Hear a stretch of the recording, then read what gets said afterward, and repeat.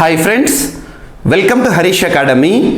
ఈరోజు వార్తలు నిలిచిన జాతీయ, అంతర్జాతీయ, రాష్ట్రీయ అంశాల గురించి, వార్తలు నిలిచిన వ్యక్తులు, అవార్డులు, పుస్తకాలు, మరి క్రీడా సంబంధిత సమాచారం ఒక్కొక్క అంశాన్ని వివరంగా తెలుసుకుందాం. ఈరోజు ఫస్ట్ టాపిక్ వచ్చేసి బిఎస్ఎఫ్ దేశంలోనే మొట్టమొదటి అనే అంశంతో ప్రత్యేకంగా వార్తలు నిలిచింది. బిఎస్ఎఫ్ అబ్రివేషన్ ఏంటి? Border security force. బార్డర్ అంటే సరిహద్దు, సెక్యూరిటీ అంటే భద్రత, ఫోర్సెస్ అంటే బలగాలు. సో రక్షణ వ్యవస్థకి సంబంధించి బార్డర్ సెక్యూరిటీ ఫోర్స్, సరిహద్దు భద్రత లేదా రక్షక బలగాలని చెప్పొచ్చు. ముఖ్యంగా భారతదేశం వివిధ దేశాలతో అంతర్జాతీయ సరిహద్దును పంచుకుంటుంది. ఉదాహరణకి తీసుకుంటే ఇండియా పాకిస్తాన్ సరిహద్దు బార్డర్ ఉంది. ఇది బార్డర్ ఏరియా. ఇండియా పాకిస్తాన్కి సంబంధించి మధ్యలో బార్డర్ ఏరియా, సరిహద్దు ప్రాంతం. ఈ సరిహద్దు ప్రాంతంలో మనల్ని కంటికి రెప్పలా కాపాడుతున్న సైన్యం ఏది, బలగాలు ఏదంటే బిఎస్ఎఫ్, సరిహద్దు రక్షక బలగాలు లేదా సరిహద్దు భద్రతా బలగాలు అంటాం. అటువంటి బిఎస్ఎఫ్లో ఈ డిపార్ట్మెంట్లో దేశంలోనే మొట్టమొదటిసారి, దేశ చరిత్రలోనే మొట్టమొదటిసారి ఫీమేల్ క్యామల్ రైడింగ్ స్క్వాడ్ని, స్క్వాడ్ అంటే ప్రత్యేకమైన టీమ్స్, ఫిమేల్ అంటే విమెన్, సో మహిళలకి సంబంధించి క్యామల్ ఒంటెలను రైడింగ్ చేసే ప్రత్యేకమైన బలగాలు. సో బిఎస్ఎఫ్ దేశ చరిత్రలోనే మొట్టమొదటిసారి India's first female camel riding squad. So camels ఆధారంగా పనిచేసే బలగాలు. సో క్యామల్ని రైడ్ చేస్తూ ప్రత్యేకంగా మహిళలు ఎవరైతే ఉంటారో బిఎస్ఎఫ్లో పనిచేస్తున్న మహిళలు ముఖ్యంగా ఈ సరిహద్దు వెంట సైన్యంలో పనిచేయబోతున్నారు. ఏ సరిహద్దు వెంట? ఇండియా పాకిస్తాన్ సరిహద్దు వెంట, ముఖ్యంగా రాజస్థాన్, గుజరాత్ ఈ ప్రాంతంలో భారతదేశంలోనే మొట్టమొదటి ఫీమేల్ క్యామల్ రైడింగ్ స్క్వాడ్ని బిఎస్ఎఫ్ వారు అమలు చేయడం జరిగింది. అండ్ రానున్న డిసెంబర్ ఫస్ట్ అంటే బిఎస్ఎఫ్ రైజింగ్ డే, అంటే బిఎస్ఎఫ్ ఆవిర్భావ దినోత్సవం. ఆ రోజున కూడా ప్రత్యేకమైన విన్యాసాలను వీరు నిర్వహించబోతున్నారంట. జస్ట్ గుర్తుంచుకోండి, దేశంలోనే మొట్టమొదటిసారి female riding squad, female camel riding స్క్వాడ్ని ఏ సరిహద్దు బలగాలు లేదా ఏ బలగాల్లో అమలు చేయడం జరిగింది, డిప్లాయ్ చేశారంటే బిఎస్ఎఫ్ అని గుర్తుంచుకోండి. ఆప్షన్లో బిఎస్ఎఫ్ ఇస్తారు, ITBP Indo Tibetan border police forces, లేదంటే ఇలా డిపార్ట్మెంట్స్ ఏవైతే ఉంటాయో వికాస్ బెటాలియన్ కానివ్వండి, మార్కోస్ కానివ్వండి, ఇలా ఆప్షన్స్ ఇస్తారు. అందులో మనం గుర్తుపట్టాల్సి ఉంటుంది. బిఎస్ఎఫ్ దేశంలోనే మొట్టమొదటిసారి ఫీమేల్ క్యామల్ రైడింగ్ స్క్వాడ్ని డిప్లాయ్ చేస్తూ వార్తలు ఇచ్చారు. ఏ సరిహద్దు వెంట? ఇండియా పాకిస్తాన్ బార్డర్ వెంట, ముఖ్యంగా రాజస్థాన్, గుజరాత్ ఈ రెండు రాష్ట్రాలు కూడా ముఖ్యంగా మనకు పాకిస్తాన్తో సరిహద్దులు పంచుకుంటున్న రాష్ట్రాలు. కొన్ని సమస్యాత్మక ప్రదేశాలు ఉంటాయి. అక్కడ ఫీమేల్ మహిళలు ఎవరైతే ఉంటారో క్యామల్ పైన రైడింగ్ చేస్తూ ఇక్కడ భద్రతాపరమైన వ్యవహారాలను చూసుకుంటారు. This is enough. So examination point of view ఇట్లాంటి క్వశ్చన్స్ అడుగుతారు. ముఖ్యంగా మహిళా సాధికారత అని చెప్పుకోవచ్చు, మహిళలకు సంబంధించి అని గుర్తుంచుకోండి. దేశంలోని మొట్టమొదటి ఫీమేల్ క్యామల్ రైడింగ్ స్క్వాడ్, ఏ ప్రాంతము, ఏ డిపార్ట్మెంట్. అండ్ నెక్స్ట్ వచ్చేసి ఈరోజు ప్రత్యేకంగా సౌదీ అరేబియా మరొకసారి 2వ స్థానంతో వార్తల్లోకి వచ్చింది. 2వ స్థానం అంటున్నాను. ఏ విషయంలో 2వ స్థానం? ఇటీవల ముగిసిన SI TSLPRB SI paper, preliminary examination పేపర్లో ఈ క్వశ్చన్ అడిగారు. ఇటీవల సౌదీ అరేబియాని దాటి లేదా సౌదీ అరేబియాని బీట్ చేసేసి భారతదేశానికి ఆయిల్ ఎక్స్పోర్టింగ్ విషయంలో, ఆయిల్ సప్లయర్ విషయంలో 2వ స్థానానికి వచ్చిన దేశం ఏది అని చెప్పేసేసి, అంటే 3వ స్థానానికి సౌదీ అరేబియా పడిపోయింది, 2వ స్థానానికి రష్యా వచ్చింది భారతదేశానికి ఆయిల్ సప్లై చేస్తున్న విషయంలో. భారతదేశం మన చమురు అవసరాలను ఏ విధంగా తీసుకుంటుంది? వివిధ దేశాల నుండి ఇంపోర్ట్ చేసుకుంటున్నాం. వీఆర్ డిపెండింగ్ ఆన్ ఇంపోర్ట్స్, దిగుమతులపైన ఆధారపడుతున్నాం. అలా భారతదేశానికి ఆయిల్ని సప్లై చేస్తున్న దేశాలలో టాప్ కంట్రీ ఏదంటే ఇరాక్. గుర్తుంచుకోండి, Iraq is the top country. భారతదేశం అత్యధికంగా ఇరాక్ నుండి కొనుగోలు చేస్తుంది ఆయిల్ని, ఆయిల్ సప్లయింగ్ కంట్రీ. సెకండ్ వచ్చేసేసి మొన్నటి వరకు లాస్ట్ 2 months రష్యా ఉండేది. థర్డ్ వచ్చేసేసి సౌదీ అరేబియా. ఈరోజు ఫ్రెష్ స్టాటిస్టిక్స్ ఏం చెప్తున్నాయంటే సౌదీ అరేబియా భారతదేశానికి ఆయిల్ సప్లై చేస్తున్న 2వ దేశం అండ్ రష్యా 3వ స్థానానికి పడిపోయింది. ఇది గుర్తుంచుకోండి. లాస్ట్ టైం సేమ్ ఇలాంటి స్లైడ్ని చూపించాను, అదే క్వశ్చన్ వచ్చింది ఎగ్జామినేషన్ పాయింట్ ఆఫ్ వ్యూలో. సో 2, 3 స్థానం పైన క్వశ్చన్ అడుగుతారు. ఫస్ట్ పొజిషన్ పెద్దగా అంత పెద్ద ఇంపార్టెన్స్ లేదు, ఎందుకంటే ఇటీవల రష్యా వార్తల్లోకి వస్తుంది కాబట్టి రష్యా పైన ఫోకస్ చేస్తున్నారు. సో ఇక్కడ ఏమంటున్నాను, Saudi pips Russia to become India's number 2 oil supplier. భారతదేశం వివిధ దేశాల నుండి ఆయిల్ కొనుగోలు చేస్తోంది, అత్యధికంగా ఇరాక్. సెకండ్ పొజిషన్లో ఈరోజు సౌదీ అరేబియా అంట, థర్డ్ పొజిషన్లో రష్యా అంట. మొన్నటి వరకు సెకండ్ పొజిషన్లో రష్యా ఉండే, థర్డ్ పొజిషన్లో సౌదీ అరేబియా ఉండే. ఇది గుర్తుంచుకోండి. అండ్ ఇక్కడ కనుక మనం అబ్జర్వ్ చేస్తే రష్యాని కనుక అబ్జర్వ్ చేస్తే, ఎందుకంటే రష్యా కేంద్రంగా మనకు క్వశ్చన్స్ అడుగుతారు రష్యా ఇతివృత్తంలో. సో రష్యా ఆయిల్ సప్లై చేస్తుంది ప్రపంచానికి. అలా రష్యా నుండి అధికంగా ఆయిల్ని దిగుమతి చేసుకుంటున్న దేశం ఏదంటే చైనా. 2వ స్థానంలో ఇండియా ఉంది. సో అది రష్యా కోణంలో చూస్తే, ఇండియా కోణంలో చూస్తే ఈ టాపిక్ ఇంపార్టెంట్, గుర్తుంచుకోండి. రెండు కూడా మనకి టాప్ 3 కంట్రీస్ గుర్తుంచుకునే ప్రయత్నం చేయండి. ఎగ్జామినేషన్లో ఇటువంటివి ఎగుమతులు దిగుమతుల పైన కూడా క్వశ్చన్స్ అడుగుతారు. ఎంత దిగుమతి చేసుకుంటున్నారు, ఎంత ఎగుమతి చేసుకుంటున్నారు, ఆ వాల్యూస్ అవసరం లేదు. And next ministry of social justice and empowerment, కేంద్ర సామాజిక న్యాయ సాధికారత మంత్రిత్వ శాఖకి సంబంధించిన ఒక అంశం వార్తలు ఇచ్చింది. కేంద్ర సామాజిక న్యాయ సాధికారత మంత్రిత్వ శాఖ అంటున్నాను. ప్రస్తుతం the person concerned with this ministry, ఎవరు మంత్రిగా విధులు నిర్వర్తిస్తున్నారంటే వీరేంద్ర కుమార్ గారు. వీరేంద్ర కుమార్. అండ్ గుర్తుంచుకోండి, కమింగ్ కాంపిటేటివ్ ఎగ్జామినేషన్స్లో మంత్రిత్వ శాఖలకి సంబంధించి క్వశ్చన్స్ కూడా అడగవచ్చు. ఇటీవల TSLPRB వారు ఇచ్చారు. సో వివిధ మంత్రిత్వ శాఖలు విధులు నిర్వర్తిస్తున్న వ్యక్తులు, మంత్రుల పేర్లపైన కూడా అడుగుతున్నారు. సో గుర్తుంచుకోండి, ministry of social justice and empowerment, కేంద్ర సామాజిక న్యాయ సాధికారత మంత్రిత్వ శాఖకి ప్రస్తుతం ఎవరు మంత్రిగా విధులు నిర్వర్తిస్తున్నారంటే వీరేంద్ర కుమార్ గారు. సో నిన్నటి రోజున district disability rehabilitation centres modified. So modified advanced district disability rehabilitation కేంద్రాలను ఏర్పాటు చేశారు. సో మాడిఫైడ్ అంటే అత్యాధునిక సౌకర్యాలతో కూడిన దాదాపు 9 DDRCలను ఏర్పాటు చేశారు. ఇప్పటికే భారతదేశంలో చాలా ఉన్నాయి DDRCలు. సో కొత్తగా అధునాతనమైన సౌకర్యాలతో కూడిన ప్రత్యేక కేంద్రాలు. ఈ కేంద్రం యొక్క ప్రత్యేక చెప్తాను. డిస్ట్రిక్ట్ అంటే జిల్లా పరిధిలో, జిల్లాకి ఒకటి. సో డిజేబిలిటీ అంటే పర్సన్స్ విత్ డిజేబిలిటీ, దివ్యాంగులు అంటాం. వికలాంగులు అనే పదాన్ని వాడకూడదు, గుర్తుంచుకోండి. Disabled otherwise persons with disability, తెలుగులో దివ్యాంగులు అనాలి.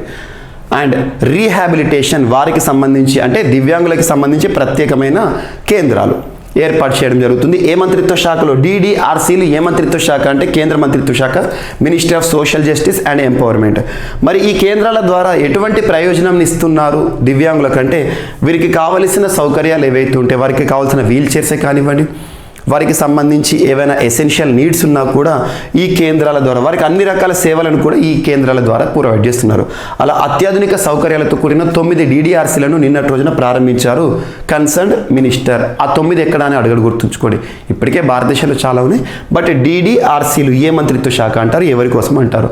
ఈ దివ్యాంగులకు సంబంధించి ప్రత్యేకమైన సేవలు అందించే ఉద్దేశంతో వీటిని ప్రారంభించడం జరిగింది, గుర్తుంచుకోండి. అండ్ ఇక్కడ అన్నిటికంటే ఇంపార్టెంట్ ఏంటంటే, మనకు భారతదేశంలో article 41 the supreme law of the land, భారత రాజ్యాంగం, భారతదేశంలో అమల్లో ఉన్న అత్యున్నత చట్టం మన రాజ్యాంగం.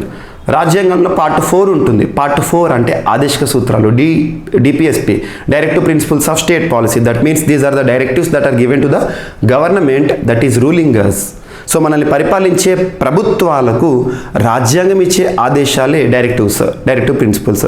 అందులో article 41 very very important. Article 41లో పర్సన్స్ ఓల్డ్ ఏజ్ గురించి ఉంటుంది. ఓల్డ్ ఏజ్ అంటే వృద్ధులు, సీనియర్ సిటిజన్స్. నెక్స్ట్ వచ్చేసేసి పర్సన్స్ విత్ డిజేబిలిటీ దివ్యాంగుల గురించి ఉంటుంది. అండ్ నెక్స్ట్ నిరుద్యోగులు అన్ఎంప్లాయిడ్ గురించి ఉంటుంది. వీరి యొక్క సంరక్షణ, సింపుల్గా వీరి యొక్క సంరక్షణకు సంబంధించి ఈ మొదటి రెండింటికి సంబంధించి ఎప్పుడైనా కూడా ఈ మంత్రిత్వ శాఖనే వార్తలకు వస్తుంది. Ministry of social justice and empowerment వృద్ధులకి సంబంధించి అంశాలతో వార్తలకు వస్తుంది, దివ్యాంగులకి సంబంధించి గుర్తుంచుకోండి. అండ్ ఇటువంటి అంశాలు వార్తలు ఇచ్చినప్పుడు ఒక ప్రత్యేక వర్గం వార్తలు నిలిచినప్పుడు వారికి సంబంధించి కన్సర్న్డ్ యాక్ట్ ఏదైతే ఉంటుందో, యాక్ట్ అంటే దివ్యాంగుల హక్కులను పరిరక్షించే ఒక చట్టం ఉంది, ఆ చట్టాన్ని గుర్తుంచుకోండి. పీడబ్ల్యూడి యాక్ట్ అంటాం.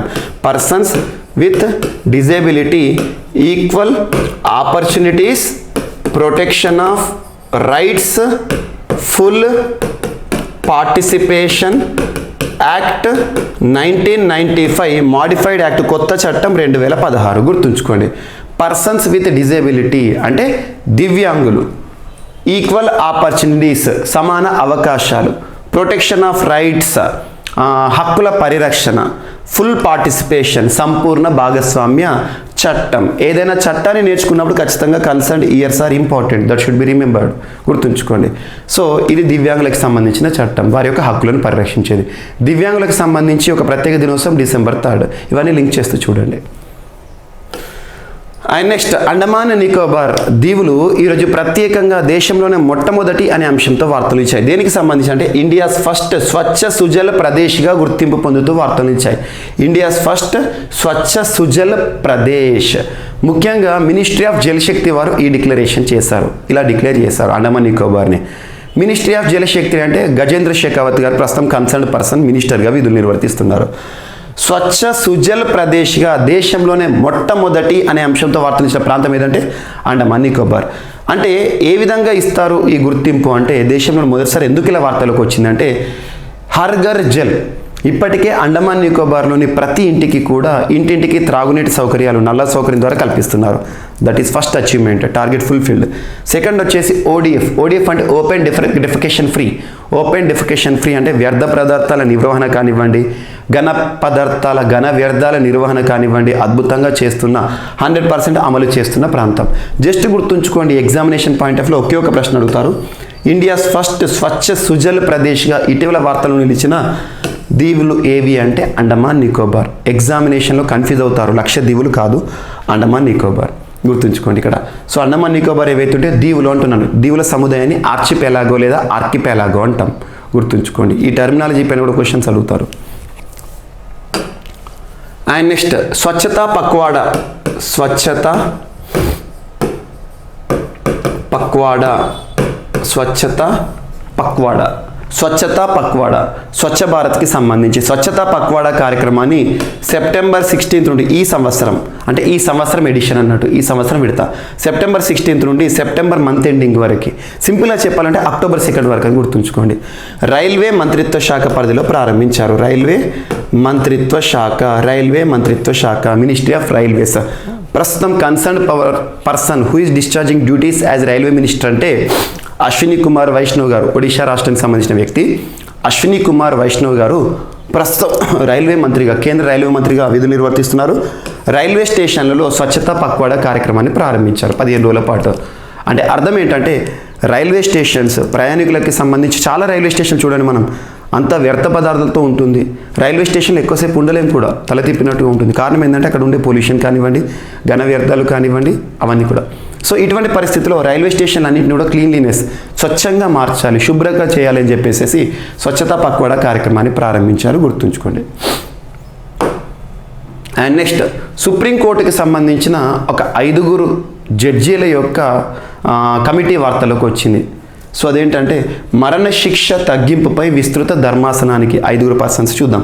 సో మరణశిక్ష విధించే కేసుల విచారణ సమయంలో శిక్ష తగ్గింపు నిర్ధారణకు స్పష్టమైన విధి విధానాల రూపకల్పన అంశాన్ని 5 న్యాయమూర్తులతో కూడిన విస్తృత ధర్మాసనానికి సిఫార్సు చేస్తూ సుప్రీంకోర్టు తీర్పు వెలువరించింది. ఈ కేసు విచారణను సిజేఐ అంటే chief justice of India, justice U U Lalit, justice Ravindra Bhat and justice S దులియాలతో కూడిన బెంచ్ విచారించింది. తీర్పు వెలువరించే సమయంలో జస్టిస్ భట్ మాట్లాడుతూ దీనిని 5 న్యాయమూర్తుల బెంచ్కు సిఫార్సు చేయాల్సిన అవసరం ఉంది. దీనిపై ఆదేశాలు జారీ చేసేందుకు వీలుగా సిజేఐ ఎదుట తీసుకెళ్లాలి. శిక్ష విధించేందుకు మార్గదర్శకాల విషయంలో ఒకే రకమైన విధానం అమలు చేయాల్సి ఉంది అని పేర్కొన్నారు. ఈ కేసుని సర్వోన్నత న్యాయస్థానం సుమోటో పిల్గా తీసుకుంది. మరణశిక్షను తగ్గించగల ప్రతి పరిస్థితిని విచారణ దశలోనే న్యాయస్థానం పరిగణలోకి తీసుకురావాలన్నది ఈ పిల్లో పేర్కొన్నారు. ఏం లేదు, మరణశిక్ష తగ్గింపు పైన సుప్రీం న్యాయస్థానంలో వాదన జరుగుతుంది. దానికి సంబంధించి 5 సభ్యులతో కూడిన బెంచ్కి బదిలీ చేయాలని చెప్పేసి భావిస్తున్నారు. జస్ట్ గుర్తుంచుకోండి, సరిపోతుంది. అండ్ నెక్స్ట్ ఒక కెనాల్ వార్తలోకి వచ్చింది. ఒక కొత్త కెనాల్ని ఓపెన్ చేస్తూ ప్రత్యేకంగా వార్తలు ఇచ్చిన దేశం పోలాండ్. ఆ కెనాల్ అంటే ఏంటి? 2 ప్రాంతాలను కలిపేది, ఒక కాలువ అంటాం మనం.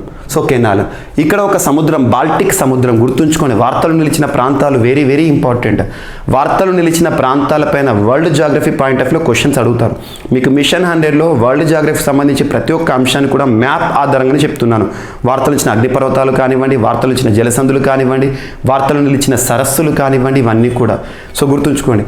అండ్ కొన్ని వీడియోస్ మీరు కావాలంటే, మిషన్ 100 కావాలంటే ప్రవీణ్ సర్ క్లాసెస్ యూట్యూబ్ ఛానల్లో చూడండి. మీకు రెగ్యులర్గా లైవ్ ప్రోగ్రామ్స్ తీసుకొస్తున్నాను, ఎగ్జామినేషన్ స్ట్రాటజీస్ చెప్తున్నాను. So Praveen sir classes YouTube ఛానల్ని ఒకసారి ఓపెన్ చేయండి. ఇప్పటివరకు సబ్స్క్రైబ్ చేసుకోకపోతే సబ్స్క్రైబ్ చేసుకోండి. మీకు రెగ్యులర్గా లైవ్ క్లాసెస్ని అందులోకి కూడా అందుబాటులోకి తెస్తున్నాను ఎగ్జామినేషన్ పాయింట్ ఆఫ్ వ్యూలో. సో ఎందుకు చెప్పానంటే ఇక్కడ జలసంధులు గురించి ఇంపార్టెంట్. జలసంధులు కానివ్వండి, కెనాల్స్ కానివ్వండి, అది ఆల్రెడీ మీకు వీడియోని షూట్ చేస్తున్నాను. సో ఇక్కడ మనకేంటి, పోలాండ్ ఒక కొత్త కెనాల్ని ప్రారంభించిందంట. ఏ సముద్రాన్ని కలిపి అంటే బాల్టిక్ సముద్రాన్ని ప్రత్యేకంగా గడాన్స్క్ అనే ఒక గడాన్స్క్ తీర ప్రాంతాన్ని కలిపేది. ఈ ప్రాంతంలో కొత్త కెనాల్ ఏర్పాటు చేసింది. జస్ట్ గుర్తుంచుకోండి, ఇటీవల బాల్టిక్ సముద్రాన్ని బాల్టిక్ సీని మరియు గడాన్స్క్ బే ప్రాంతాన్ని కలుపుతున్న ఒక ప్రత్యేకమైన కెనాల్ని ప్రారంభిస్తూ వార్తలు నిలిచిన దేశం ఏది క్రింది వాటిలో అంటారు? పోలాండ్. గుర్తుంచుకోండి, ఒక కొత్త కెనాల్. ఇప్పటివరకు ఏం జరుగుతుందంటే ఏదైనా షిప్పులు కానీ ఏమైనా ట్రాన్స్పోర్ట్లో భాగంగా తీసుకొచ్చేటివి బాల్టిక్ సముద్రం నుండి రావాలి అంటే ఏం చేయాలంటే ఖచ్చితంగా ఇదంతా తిరిగేసేసి ఇక్కడికి రావాలి. సో ఇదంతా తిరిగేసి ఇప్పుడు ఏం జరిగింది, డైరెక్ట్ ఈ బే ప్రాంతంలోనే ఒక కెనాల్ని నిర్మించింది పోలాండ్. అది ఈరోజు వార్తలోకి వచ్చింది. అంత పెద్ద ఇంపార్టెంట్ కాదు, కానీ కాకపోతే ఏంటంటే ఎగ్జామినేషన్ పాయింట్ ఆఫ్ వ్యూలో బాల్టిక్ సముద్రం వార్తలోకి వచ్చింది కాబట్టి లొకేషన్ చూడండి, సరిపోతుంది. ఇది కొత్త canal. And next ministry of S&T వారు భారతదేశంలో స్టార్టప్లకి ఉద్దేశించిన ప్రత్యేక పురస్కారాలను ఇవ్వడం జరిగింది. పురస్కారాలు అంటే అవార్డ్స్. భారతదేశంలో స్టార్టప్ అనేది ప్రస్తుతం ప్రపంచాన్ని నడిపిస్తున్న వ్యవస్థ. స్టార్టప్ అంటే తెలుగులో అంకుర సంస్థ అంటాం. అంకుర పరిశ్రమ అంటే ఏంటంటే యువతకు వచ్చే ఇన్నోవేటివ్ ఐడియాస్ ఉంటాయి కదా, ఇన్నోవేషన్స్, నవకల్పనలు, ఆ ఆలోచనలకు కార్యరూపం తీసుకురావడమే స్టార్టప్. ఇటీవల కాలంలో యూనికార్న్ స్టార్టప్స్ అనే కాన్సెప్ట్ ఎకానమీలో ఇంపార్టెంట్. ఇవి యూనికార్న్ స్టార్టప్స్, ఇటువంటి పదజాలం గురించి మనం చూస్తున్నాం. సో ఇక్కడ ఏమంటున్నా అంటే ministry of S&T, science and technology. So ministry of S&T వారు INSPIRE innovation in science pursuit for inspired research. గుర్తుంచుకోండి, ఇన్స్పైర్ యొక్క యాక్రోనిమ్ ఏంటి అంటారు? Innovation in science pursuit for inspired research. ఇన్స్పైర్లో భాగంగా మనాక్ అనే పురస్కారాలను ప్రారంభించారు. So millions minds augmenting national aspiration and knowledge పురస్కారాలను, ఇన్స్పైర్ మనాక్ పురస్కారాలను ఇటీవల ఏ మంత్రిత్వ శాఖ ఎవరికి ప్రదానం చేసింది అంటే ministry of S&T, science and technology, శాస్త్ర సాంకేతిక మంత్రిత్వ శాఖ వారు భారతదేశంలో స్టార్టప్ ఫీల్డ్కి సంబంధించి ప్రదానం చేసిన పురస్కారాలను గుర్తుంచుకోండి, సరిపోతుంది. అండ్ నెక్స్ట్ దేశీయంగా క్రూయిజ్ క్షిపణి ఇంజన్ల అభివృద్ధి అనే అంశం వార్తలు వచ్చింది. Cruise engines. సో భారత రక్షణ రంగంలో మరొక ముందడుగు పడనుంది. క్రూయిజ్ క్షిపణులు మానవరహిత విమానాలకు వినియోగించేందుకు అంటే డ్రోన్లకి అవసరమైన ఇంజన్ల అభివృద్ధి మరింత దగ్గరైంది. మన హైదరాబాద్ కేంద్రంగా పనిచేసే పనినియన్ ఇండియా ప్రైవేట్ లిమిటెడ్ ఇటీవల 4.5 kN టర్బో జెట్ ఇంజన్కు కాన్ఫరెన్షియల్ వ్యాలిడేషన్ పూర్తి చేసింది. వీటికి సంబంధించిన నమూనాలను కూడా తయారు చేస్తుంది. స్వదేశీయంగా తయారు చేస్తున్న క్రూయిజ్ క్షిపణి అండ్ డ్రోన్ల యొక్క ఇంజన్ల అభివృద్ధి హైదరాబాద్లో అని గుర్తుంచుకోండి, సంస్థ పేరు గుర్తుంచుకోండి, సరిపోతుంది. ఈ క్లిప్పింగ్స్ అన్నీ కూడా మీకు ఇటీవల కాలంలో ఎందుకు తీసుకొస్తున్నా అంటే సంకల్ప్ మ్యాగజైన్లోని క్లిప్పింగ్స్ ఇవన్నీ కూడా. సంకల్ప్ మ్యాగజైన్ నేను సొంతగా తీసుకొచ్చిన మ్యాగజైన్ ఏదైతే ఉంటుందో ఆ మ్యాగజైన్లోని క్లిప్పింగ్స్ ఇవి. అండ్ నెక్స్ట్ ఊదా అంటే వైలెట్. ఊదా టమాటాకు అమెరికా ఆమోదం అనే అంశం. సో టమాటోలు అనగానే మనకు రెడ్ కలర్లో కనబడతాయి, లైకోపిన్ కానివ్వండి రెడ్ కలర్లో కనబడతాయి. కానీ ఇలాంటి ఇక్కడ కనబడుతున్నాయి ఏంటంటే లుక్స్ లైక్ బ్రింజల్, వంకాయలా కనబడుతున్నాయి, కానీ కొత్త రకమైన టమాటోస్. సో ఇది డిమాండ్ ఉంది అమెరికాలో. జన్యు మార్పిడి. సో జన్యు మార్పిడి చేసిన ఊదా రంగు టమాటాల పెంపకానికి అమెరికా ఆమోదం తెలిపింది. ఇటీవల ఏ దేశం ఊదా రంగు అంటే వైలెట్ కలర్ టమాటోస్కి ఆమోదం తెలిపింది? జన్యు మార్పిడి చేసిన టమాటోస్ అని గుర్తుంచుకోండి. 2008లో యూరోపియన్ పరిశోధకులు డ్రాగన్ పుష్పాల జీన్స్ని టమాటోలో ప్రవేశపెట్టి వీటిని సృష్టించారు. వీటిలో క్యాన్సర్ వ్యాధిని నిరోధించే యాంథోసైనిన్ అనే పదార్థం ఉంటుందంట. అండ్ ఈ టమాటోలు చూడగానే నల్ల వంకాయలా కనిపిస్తాయి. ఇటలీ, జర్మనీ, నెదర్లాండ్స్ పరిశోధకులు సృష్టించిన ఈ జన్యు మార్పిడి ఏదంటే జీన్ మాడిఫికేషన్. సో పంటను తమ దేశంలో పండించేందుకు అమెరికా ఒప్పుకోలేదు మొదట. కాకపోతే ఇటీవల కాలంలో 14 ఏళ్ళ తర్వాత నిన్నటి రోజున ఆమోదం తెలిపింది. గుర్తుంచుకోండి. సో 2008 నుండి కనబడుతున్న టమాటోస్కి ఆమోదం తెలుపుతూ అమెరికా క్యాన్సర్ని తగ్గించే ప్రత్యేకమైన పదార్థాలు ఇందులో ఉంటాయంట. సో గుర్తుంచుకోండి, ఎగ్జామ్లో అడగవచ్చు. ఇటీవల ఊదారంగు టమాటోలకు ఆమోదం తెలుపుతూ వార్తలు ఇచ్చిన దేశం అమెరికా. ఇదంతా కూడా మనకు సైన్స్ అండ్ టెక్నాలజీలో భాగంగా చూడొచ్చు. గుర్తుంచుకోండి, మీకు ఇన్నోవేషన్స్ పైన ఇటీవల కాలంలో ఎలక్ట్రానిక్ స్కిన్, సింగపూర్ అని ఇటువంటి అంశాలు మనం చూస్తున్నాం. వీటిపైన ఎగ్జామినేషన్ పాయింట్ ఆఫ్ వ్యూలో సైన్స్ అండ్ టెక్నాలజీ విభాగంలో క్వశ్చన్ అడుగుతారు. అన్నిటికంటే ఇంపార్టెంట్ ఐఐటీల పైన క్వశ్చన్ లేకుండా క్వశ్చన్ పేపర్ ఉండదు. సో ఐఐటీస్ గురించి కూడా మీకు ఇప్పటికే మిషన్ 100లో ఇవ్వడం జరిగింది. ఆల్మోస్ట్ ఒక 60-70 టాపిక్స్ అన్నీ కూడా కంపైల్ చేసేసి వీడియో చేశాను సైన్స్ అండ్ టెక్నాలజీ ఫోల్డర్లో. అండ్ నెక్స్ట్ ఈరోజు వార్తల్లో వ్యక్తుల విషయానికి వస్తే స్వాతి పిరమాల్కు ఫ్రాన్స్ అత్యున్నత పురస్కారం అనే అంశం వార్తలు ఇచ్చింది. స్వాతి పిరమాల్కు ఫ్రాన్స్ అత్యున్నత పురస్కారం, ఫ్రాన్స్ ప్రభుత్వం ఇచ్చే అత్యున్నత పురస్కారం. స్వాతి పిరమాల్ ప్రముఖ భారత శాస్త్రవేత్త, పారిశ్రామికవేత్త స్వాతి పిరమాల్ ఫ్రాన్స్ అత్యున్నత పౌర పురస్కారం లభించింది. వాణిజ్యం, పరిశ్రమలు, సైన్స్, ఔషధ రంగాల్లో సేవలు, భారత్ ఫ్రాన్స్ సంబంధాల బలోపేతానికి చేసిన కృషికి ఆమెకు ఈ పురస్కారం దక్కింది. ముంబై కేంద్రంగా పనిచేస్తున్న పిరమాల్ గ్రూప్ వైస్ చైర్పర్సన్గా స్వాతి పిరమాల్ వ్యవహరిస్తున్నారు. ఈ వారంలో ఫ్రాన్స్ విదేశీ వ్యవహారాల మంత్రి క్యాథరిన్ కొలోనా భారత పర్యటనలో స్వాతి పిరమాల్కు the Chevalier de la Legion d' Honneur or Knight of the Legion of Honour పురస్కారాన్ని అందించనున్నారు. జస్ట్ గుర్తుంచుకోండి, స్వాతి పిరమాల్కు ఫ్రాన్స్ పౌర అత్యున్నత పురస్కారం. అండ్ ఈరోజు వార్తలు నిలిచిన క్రీడా సంబంధిత అంశాలను కనుక అబ్జర్వ్ చేస్తే ప్రపంచ రెజ్లింగ్ ఛాంపియన్షిప్లో మన బజ్రంగ్ కాంస్య పథకాన్ని గెలుపొందారు. కాంస్య పథకాన్ని గెలుపొందడం ద్వారా భారతదేశంలో మొట్టమొదటి అనే అంశంతో వార్తలకు వచ్చారు. ప్రపంచ రెజ్లింగ్ ఛాంపియన్షిప్లో బజరంగ్ పునియా 65 kgs కాంస్యం సాధించారు. అంటే 65 kgs విభాగంలో కాంస్యం బ్రాంజ్ మెడల్ని సాధించారు, అంటే 3rd పొజిషన్. సో రెపిచేజ్లో బరిలోకి దిగిన అతడు కాంస్య పథక పోరులో సెబాస్టియన్ రివేరా పై విజయం సాధించారు. అంటే పోర్టోరికో పైన విజయం సాధించారు. అవసరం లేదు అది. ప్రపంచ ఛాంపియన్షిప్లో, వరల్డ్ ఛాంపియన్షిప్లో, రెజ్లింగ్ ఛాంపియన్షిప్లో 4 పథకాలు సాధించిన తొలి రెజ్లర్గా బజరంగ్ ప్రత్యేకంగా వార్తలు ఇచ్చారు. సో బజరంగ్ పునియా అంతకుముందు ఇతను 2018లో రజతం గెలుచుకున్నాడు, 2013-19లో కాంస్యాలు, 2022లో కాంస్యం గెలుచుకున్నారు. గుర్తుంచుకోండి, ఎగ్జామ్లో డైరెక్ట్ బిట్ అడుగుతారు. ప్రపంచ రెజ్లింగ్ ఛాంపియన్షిప్లో ఇప్పటి వరకు 4 పథకాలు సాధించిన ఏకైక భారతీయ రెజ్లర్, తొలి భారతీయ రెజ్లర్ ఎవరు ఇప్పటివరకు అంటే బజరంగ్ పునియా. గుర్తుంచుకోండి, ఇంపార్టెంట్ బిట్ ఇది. అండ్ నెక్స్ట్ బాలీవుడ్లో గుర్తింపు పొందిన ఒక ప్రముఖ నటుడు, తన పేరు ఏంటంటే మనోజ్ బాజ్పాయ్. చాలా విలక్షణ పాత్రలో కనిపిస్తూ ఉంటాడు. తను ఒక పుస్తకాన్ని ప్రచురించడం జరిగింది. ఆ పుస్తకం పేరు ఏంటంటే ముస్కురాటే చాంద్ లమ్హే ఔర్ కుచ్ కమోషియాన్ అనే ఒక పుస్తకం. గుర్తుంచుకోండి, జస్ట్ పుస్తకం పేరు గుర్తుంచుకోండి. ఎవరికి సంబంధించిన పుస్తకం అంటే మనోజ్ బాజ్పాయ్, బాలీవుడ్లో తనకంటూ ప్రత్యేక గుర్తింపు పొందిన ఒక నటుడు. సో ఇవి ఈరోజు వార్తలు నిలిచిన అంశాలు. Border security force India's first అనే అంశంతో వార్తలు ఇచ్చింది. India's first female camel riding స్క్వాడ్ని ఏర్పాటు చేస్తూ. అండ్ భారత్కి ఆయిల్ సప్లై చేస్తున్న దేశాల జాబితాలో 2వ స్థానానికి ఎగబాకిన రష్యాను కిందికి నెట్టేసి 2వ స్థానానికి ఎగబాకిన సౌదీ అరేబియా. అండ్ మనకి మినిస్ట్రీ ఆఫ్ సోషల్ జస్టిస్, కేంద్ర సామాజిక న్యాయ సాధికారత మంత్రిత్వ శాఖ పరిధిలోని డిస్ట్రిక్ట్ డిజేబిలిటీ రీహాబిలిటేషన్ సెంటర్ గురించి డిస్కస్ చేశాం. అండమాన్ నికోబార్ భారతదేశంలోనే మొట్టమొదటి ఇండియాస్ ఫస్ట్ స్వచ్ఛ సుజల ప్రదేశ్గా గుర్తింపు పొందుతూ వార్తలు ఇచ్చింది మినిస్ట్రీ ఆఫ్ జలశక్తి పరిధిలో. స్వచ్ఛతా పక్వాడా కార్యక్రమాన్ని ప్రారంభిస్తూ వార్తలు నిలిచారు ministry of railways Ashwini Kumar Vaishnaw గారు. అండ్ మరణశిక్ష తగ్గింపుపై విస్తృత ధర్మాసనానికి బదిలీ చేయాలని చెప్పేసి న్యాయమూర్తులు చెప్పిన ఒక ప్రకటన.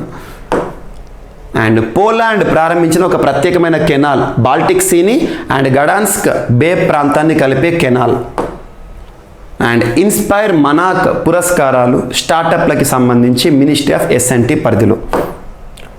దేశీయంగా క్రూయిజ్ క్షిపణి ఇంజన్లు మరియు డ్రోన్ ఇంజన్ల తయారీ అనే అంశం హైదరాబాద్కి సంబంధించి. ఊదా రంగు టమాటోలకు అమెరికా ఆమోదం. దాదాపు 14 ఏళ్ల తర్వాత, సుదీర్ఘ నిరీక్షణ తర్వాత అమెరికా ఈ టమాటోలకి ఆమోదం తెలిపింది.